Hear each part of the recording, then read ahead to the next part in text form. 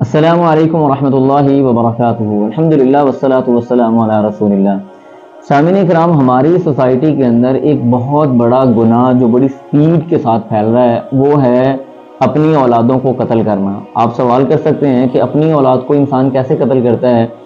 اولاد کو قتل کرنے سے مراد یہ ہے کہ آپ اس کو پیدا ہی نہ ہونے دیں۔ اللہ تعالیٰ فرماتے ہیں قرآن مجید میں وَلَا تَقْتُلُوا أَوْلَادَكُمْ خَشْيَةَ إِمْلَاقٍ، اپنی اولادوں کو مال خرچ کرنے کے ڈر سے یا غریبی کے ڈر سے ان کو قتل نہ کرو۔ پھر آگے اللہ فرماتے ہیں نحن نرزقهم وإياكم، ہم پہلے ان کو رزق دیتے ہیں اور اس کے بعد تمہیں رزق دیتے ہیں۔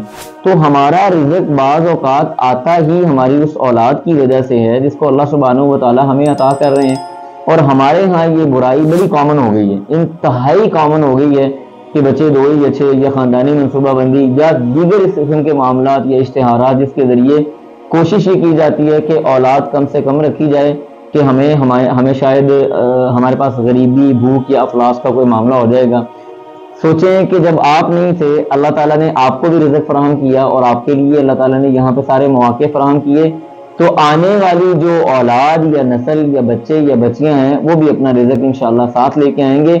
ان کی وجہ سے گھبرانے کی ضرورت نہیں ہے، اور ان کا قتل عام اس طرح سے کرنے کی بھی ہرگز ضرورت نہیں ہے۔